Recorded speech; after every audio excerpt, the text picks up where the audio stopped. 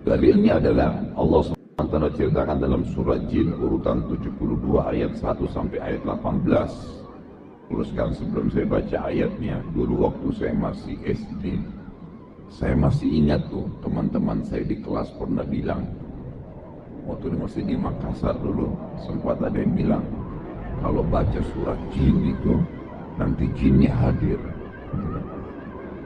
Saya masih ingat tuh. Setelah saya pelajari di Madinah ini dari mana ini, di Karang-Karang gitu kan. Tidak ada urusannya, tidak ada hubungannya dengan berarti kalau dianggap di Indonesia itu ada pemahaman gitu dengan baca surah Jin bisa panggil jin. Saya yang bilang, kebetulan namanya surah Jin karena menceritakan tentang jin-jin yang mendengarkan dakwah Nabi SAW. Tidak ada hubungannya. Jin biar tidak baca ini tetap ada di sebelah Anda gitu kan. Dia hidup berkisar kita sama. Seperti udara yang Anda hirup, seperti buah yang Anda makan, mereka juga ada hidup tapi berbeda. Kan gitu. Makanannya beda, alamnya berbeda, postur tubuhnya berbeda. Beda memang alam lain, ya berbeda. Nggak boleh diikut-ikutin. Kata Nabi, kata Allah SWT, Kul uhiya ilayya annahu istama'a nafarun minal jinni faqalu inna sami'na qur'anan ajaba yahdi ila rushdi fa'amanna bihi walan nushrika birabbina ahada wa annahu ta'ala jaddu rabbina mattakhadha sahibatan wala walada وأنه كان يقول سفيهنا على الله شططا وأنا ظننا أن لن تقول الإنس والجن على الله كذبا وأنه كان رجال من الإنس يعوذون برجال من الجن فزادوهم رهقا وأنهم ظنوا كما ظننتم أن لن يبعث الله أحدا وأنا لمسنا السماء فوجدناها ملئت حرسا شديدا وشهبا وأن كنا نقعد منها مقاعد للسمع فمن يستمع الآن يجد له شهابا رصدا وأنا لا ندري أشر أريد بمن في الأرض أم أراد بهم ربهم رشدا وأن منا الصالحون ومنا دون ذلك كنا طرائق كددا وأنا ظننا أن لن نعجز الله في الأرض ولن نعجزه هربا وأنا لما سمعنا الهدى آمنا به ومن يؤمن بربه فلا يخاف بخسا ولا رهقا وأنا منا المسلمون ومنا القاسطون فمن أسلم فأولئك تحروا رشدا وأما القاسطون فكانوا لجهنم حطبا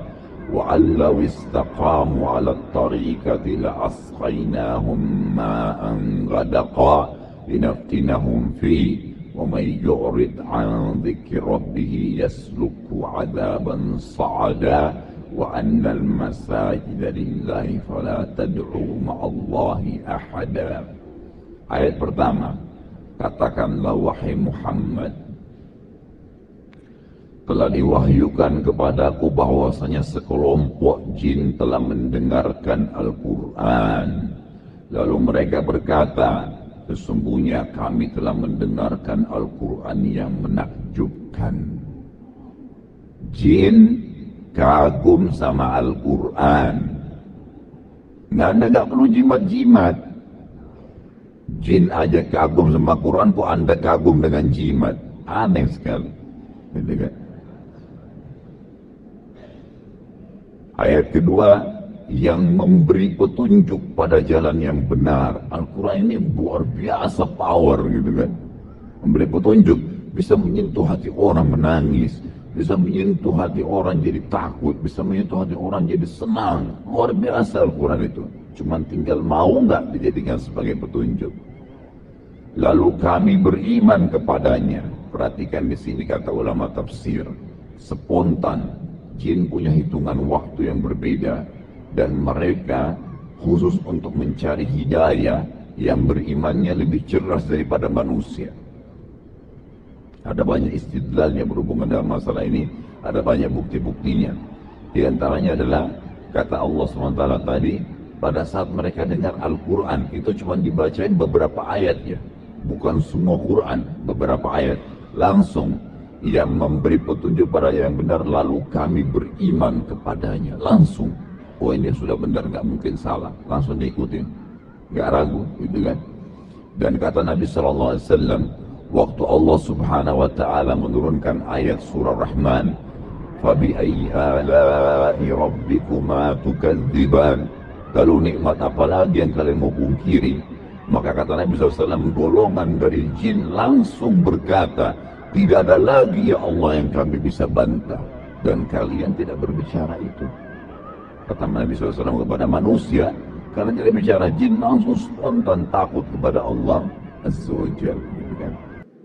Kalau dikatakan, dan kami sekali-kali tidak akan menyekutukan seorang pun dengan Tuhan kami.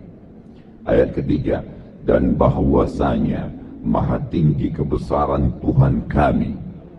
Jin-jin ini memuji Allah Azza wa Jal, mengakui itu. Dia tidak beristri dan tidak pula beranak. Ayat keempat, dan bahwasanya orang yang kurang akalnya dari kami, maksudnya adalah iblis. Jin-jin ini mengatakan, wa kana yaqulu safihuna, dan dulu safihuna itu orang bodoh dari kami. Yaqulu 'alallahi syatata, dia mengatakan tentang Allah perkataan yang melampaui batas, bahwasanya Allah punya istri dan punya anak. Jadi dari ayat ini dibongkar, kata ulama tafsir, keyakinan orang Nasrani sekarang itu murni dari iblis. Bahwasanya ya Allah punya istri dan punya anak. Sebagian sekte Nasrani mengatakan tidak, bukan ayahnya Isa itu ya Allah, tapi tetap dia anak Tuhan. Bagaimana cara memahami? Dan tidak mungkin tidak ketemu, tidak connect gitu. Maka ini kata di sini dibongkar oleh para jin, dulu yang nyebarin berita itu adalah iblis. Dan itu orang bodoh dari kami. Jin yang berkata tentang iblis. Anehnya masih ada orang mau ikuti iblis. Jin aja tolak dia gitu. Baik, ayat kelima. Dan sesungguhnya kami mengira, ya, kata jin-jin ini, bahwa manusia dan jin sekali-kali tidak akan mengatakan kepada Allah perkataan yang dusta. Kata ulama tafsir, yang dimaksud adalah jadi jin-jin ini mereka masih polos, mereka nggak tahu.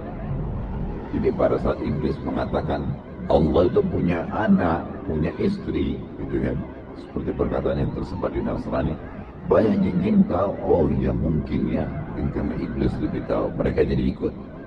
Maka yang terjadi, jin ini mengatakan, dan sungguhnya kami mengira, kami nggak sangka kalau iblis berani bohong dengan Allah, bahwa manusia dan jin sekali-kali tidak akan mengatakan perkataan dusta kepada Allah. Ternyata masih ada yang bohong dusta pada Allah gitu. Ayat ke-6, dan bahwasanya ada beberapa orang laki-laki di antara manusia yang meminta perlindungan kepada beberapa laki-laki dari jin, maka jin-jin itu menambah bagi mereka dosa dan kesalahan. Sebagian sebab turunnya ayat ke-6 dan ayat ke-7 ini,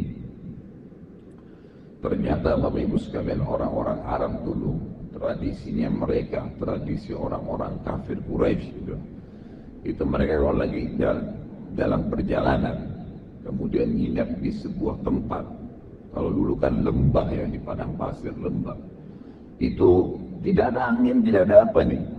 Tiba-tiba saja pimpinan mereka setiap kali singgah di satu tempat, keluarin makanannya setengah, lalu dia pergi ke tengah-tengah lembah, dia bilang, wahai penjaga lembah, gitu kan, ini setengah bekal kami, ambillah, jangan ganggu kami. Apa yang terjadi? Maka kata Allah SWT, fazaduhum rahaqa, jin-jin yang ada di situ tambah sombong. Nah ini kesempatan nih, makin disesatin, makin dibuat takut-takut. Makanya saya bilang satu hari, jangan pernah takut kecuali kepada Allah Subhanahu wa ta'ala. Allah pencipta semuanya, nggak perlu takut. Manusia sebesar apapun, raksasa depan Anda, sekuat apapun dia, kalau dia zalim, dia salah, Anda sama Allah walaupun Anda kecil, Anda akan dimenangkan oleh Allah Azza wa Jalla. Allah punya cara itu.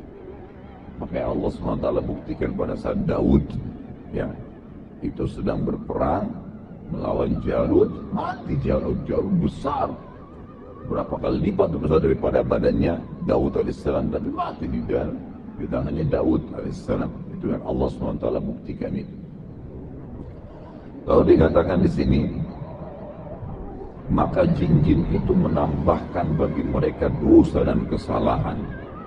Ayat ketujuhnya, dan sungguhnya mereka jin menyangka sebagaimana persangkaan kalian wahai orang-orang kafir Mekah, bahwasanya Allah tidak akan mengutus lagi seorang Rasul. Ayat ke-8, dan sesungguhnya kami mencoba mengetahui rahasia langit. Ini yang saya katakan tadi, susun-susun tuh, mau dengar gitu kan. Maka kami mendapatinya penuh dengan penjagaan yang kuat dan panah-panah api.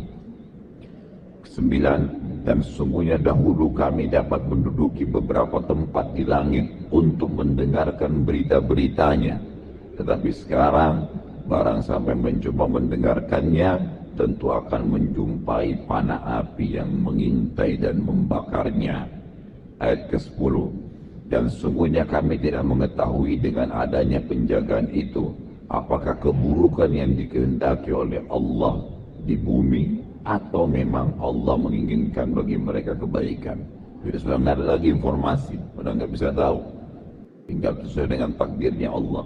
Sampai sebagian ulama mengatakan termasuk malaikat-malaikat ada yang di langit itu nggak tahu lusa terjadi apa. Allah instruksikan per hari, mereka tidak tahu sama sekali. Apalagi ada manusia yang mengaku tahu gaib, itu luar biasa. Dan ulama sudah sepakat mengatakan semua orang yang kerja sama-sama jin itu bisa 1 benar 1000 salah. Kadang-kadang begitu, seperti orang main judi kan, 1 kali dapat, biarpun 1000 kali dia kalah, tetap dianggap, dia ingat yang 1 itu, setan hiasi. Yang dia dapat untung 10 juta, dia lupa yang dia keluarin 1 miliar gitu kan. Setan hiasi itu, kebodohan gitu kan. Sekali dia sholat tahajud pernah, lalu dia pegang terus, dia lupa 1 tahun sudah nggak sholat tahajud. Bangga dengan itu. Ya kadang-kadang godaan setan begitu ya. Saya kadang-kadang temuin di pengajian, saya sampaikan, jangan sampai kalau mau iman kita bertambah itu nyari orang yang lebih buruk. Misal contoh, kenapa Anda nggak sholat? Saya masih mending Ustaz, karena saya masih sholat asar. Ada teman saya nggak sholat sama sekali. Patokannya orang yang lebih buruk. Jadi akhirnya dia merasa dirinya lebih baik. Itu setan hias itu. Mestinya kan, oh iya saya belum sholat, saya masih baru asar. Mestinya saya seperti teman saya yang 5 waktu sholat, yang mestinya gitu. Setan buat kita bangga dengan amal kita itu. Orang pergi haji, oh saya juga sudah pernah haji. Salah, ya Allah saya juga pengen haji seperti mereka lagi. Itu yang benar.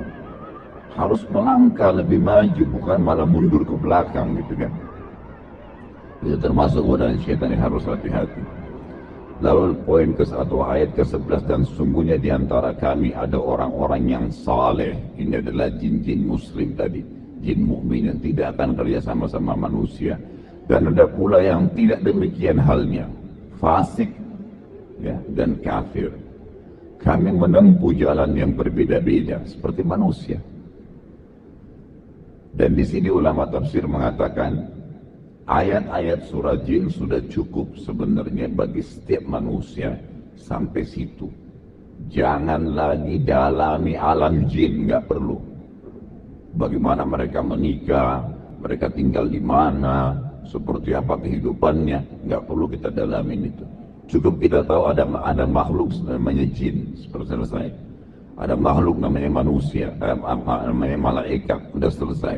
Kalau ada informasi sampai kepada kita, kita imanin. Kalau tidak ada, jangan dikorek-korek, nggak perlu. Karena Anda sendiri butuh program harian yang sangat padat. Ya kan gitu. Saya pernah bahasakan, masih ingat kan? Kalau bangun subuh ada bangun, kita harus baca doa. Bangun tidur, kemudian sholat fajr, sunatul fajr, 2 rakaat sebelum subuh. Sholat subuh lagi, ini antara azan dan iqamah ya. Kemudian sholat subuhnya. Habis sholat subuh tidak ada ba'diyah tapi ada zikir pagi. Istirahat sebentar duha. Sebentar lagi istirahat duhur. Qabliyah duhur, duhurnya ba'diyah duhur. Istirahat sebentar asar. Qabliyah asar, asar dengan zikir sore, tidak ada ba'diyah asar. Sebentar istirahat maghrib, qabliyah maghrib, maghribnya ba'diyah maghrib. Istirahat sebentar isya, qabliyah isya, isya ba'diyah isya. Sebentar istirahat tahajud dan sholat witir. Ada waktu main-main enggak? Udah enggak ada. Sekali kita lalai itu bablas hilang tuh, kan gitu. Anda kalau tadi malam enggak sholat tahajud, biar nangis darah enggak bakal kembali, kan gitu. Enggak mungkin bisa terulang gitu. Makanya setan mau keluarin kita dari program, nggak bisa. Saya sendiri sudah repot gitu kan. Anda coba yang perhatikan yang sudah biasa jaga zikir pagi sore. Pernah nggak rutin, nggak pernah ketinggalan? Nggak bisa. Kita masih kadang-kadang lewat kebablasan. Setan bisikin tuh di sebentar di jalanan bisa, sebentar di sini bisa, supaya kita lalai gitu kan. Tinggalin. Apalagi yang tidak pernah zikir sama sekali, itu bagaimana caranya? Program Anda sudah padat dari Allah. Jangan sibukkan diri lagi dengan alam jin dan alam-alam yang lain, gitu kan? Udah selesai, kita akan dihisab oleh Allah. Nomor 12 ayat 12, dan sesungguhnya kami mengetahui bahwasanya kami sekali-kali tidak dapat melepaskan diri dari kekuasaan Allah. Perhatikan, ayat ini luar biasa. Para jin berkata, dan sesungguhnya kami mengetahui bahwasanya kami sekali-kali tidak akan dapat melepaskan diri dari kekuasaan Allah di bumi, di muka bumi, dan kami tidak bisa lari darinya. Hanya dengan bacain ayat Quran, jinnya bisa mati tuh kalau lagi di ruqyah. Kepanasan teriak-teriak jinnya, gitu kan? Saya berapa kali ruqyah orang teriak-teriak, padahal yang kita baca cuma ayat, gitu. Kita nggak tahu bagaimana Allah Azza wa Jalla membakar dia. Sampai ulama sepakat mengatakan kalau dibaca terus ayat bisa mati dia, kebakaran, kepanasan, makanya dia kesakitan, gitu ya. Kuasa Allah Subhanahu wa taala. Jadi minta kepada Allah bukan kepada jin. Allah yang Maha Kuasa. Ayat 13, dan sungguhnya kami tak kalah mendengar petunjuk Al-Quran, kami beriman kepadanya spontan. Barang siapa beriman kepada Tuhannya, maka ia tidak akan takut akan pengurangan pahala, dan tidak takut pula akan penambahan dosa juga kesalahan. Ayat 14, dan sungguhnya di antara kami ada orang-orang yang taat dan ada orang-orang pula yang menyimpang dari kebenaran. Barang siapa yang taat, maka sungguhnya mereka itu telah memilih jalan yang lurus. Ayat 15, adapun orang-orang yang menyimpang dari kebenaran, maka mereka menjadi kayu bakarnya neraka jahanam. Wa na'udzubillah. Ayat ke-16, dan bahwasanya bila mereka berada pada jalan yang lurus tersebut, agama Islam, mentaati apa yang diajarkan Nabi SAW, benar-benar kata Allah, kami akan memberi mereka air minum yang segar dan rezeki yang banyak. Kata istri air minum yang segar, kata para ulama tafsir, di dunia dan di akhirat akan minum dari sungai ada di surga. Ayat 17, dan kami coba mereka pada jalan yang lurus tadi, akan ada cobaan-cobaan yang datang untuk meningkatkan kualitas iman kita, gitu kan? Karena cobaan kalau datang kan Allah menyuruh, kalau Allah sedang menguji Anda pada satu cobaan, berarti Allah mau Anda dobrak keluar, cari jalan keluar dari masalah itu. Jangan malah bilang, ya Allah, Allah uji saya diam aja di rumah. Enggak. Tiba-tiba ban motornya pecah, tantangan tuh. Apa yang saya harus kerjain? Cari tambalan ban. Alhamdulillah, mungkin Allah memang ingin mengampuni dosa saya dengan ini. Mungkin sudah ajalnya ban saya, sudah, gitu kan. Jadi nggak ada masalah. Karena saya sudah katakan tadi, semua punya ajal. Semua punya batas waktu, bukan cuma kita mati. Ya, baju, piring yang pecah, apa saja, semua itu punya ajal. Sebagaimana sabda Nabi Sallallahu Alaihi Wasallam pada saat seorang pembantu sahabat memecahkan piring, lalu dia marah-marah, kata Nabi SAW, jangan kamu marah dengan pembantumu, karena piring itu punya ajal sebagaimana kalian punya ajal. Kalau nggak pecah di tanganmu akan pecah, kalau nggak pecah di tangannya akan pecah di tanganmu. Selesai. Maka harus ditahu itu semua ada batas-batasnya. Kemudian ayat 17-nya, dan kami coba mereka pada jalan yang lurus tadi, akan diuji oleh Allah SWT. Dan barang siapa yang berpaling dari Tuhannya pada saat cobaan sedang datang, malah dia tidak kembali kepada Allah SWT, niscaya akan kami masukkan ke dalam azab yang berat. Karena semuanya cobaan itu untuk membuat kita lebih dekat kepada Allah SWT. Ayat ke-18 yang terakhir, dan sungguhnya masjid-masjid itu kepunyaan Allah, maka janganlah kalian menyembah selain Allah di dalamnya. Kalau ada kuburan, kalau ada macam-macam. Setelah kejadian tersebut, maka jin beriman. Jin dari Nusaybin spontan beriman pada Nabi SAW. Dan anehnya yang terjadi, perhatikannya, ini langkah yang luar biasa dari para jin, karena kadang mendahului manusia dari poin ini. Mereka pulang lalu mendakwai kaumnya langsung, menjadi dai, dakwai apa yang mereka sudah dapatkan. Dan Allah SWT menceritakan dalam surah Al-Ahqaf urutan 46 ayat 29 sampai ayat 31. Al-Ahqaf 46 urutannya ayat 29 sampai ayat 31. A'udzubillahi minasyaitonirrajim. Wa idh sarafna ilayka nafaran minal jinni yastami'una al-Qur'ana falamma hadaruhu qalu ansitu falamma qudiya wallaw ila qaumihim munzirin qalu ya qaumana inna sami'na kitaban unzila min ba'di Musa musaddiqan lima bayna yadayhi يهدي إلى الحق وإلى طريق مستقيم يا قومنا أجيبوا داعي الله وآمنوا به يغفر لكم من ذنوبكم ويجركم من عذاب أليم. Ini salah satu ayat yang dibaca kalau sedang ruqyah. Ini salah satu ayat-ayat ruqyah yang dibaca untuk mengusir jin atau sihir.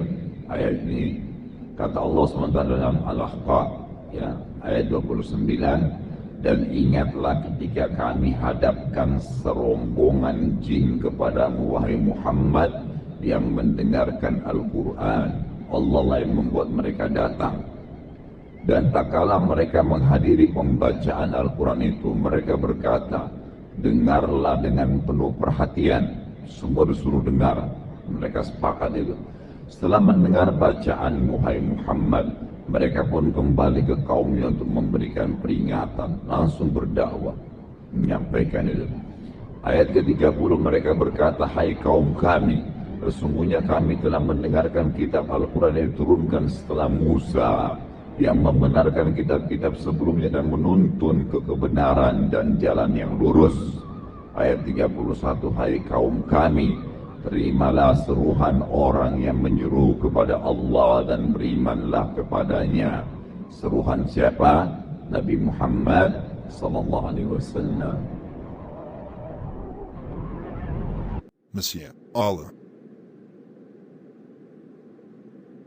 Thank you very much, folk, for being with us. Thank you. Assalamu alaikum.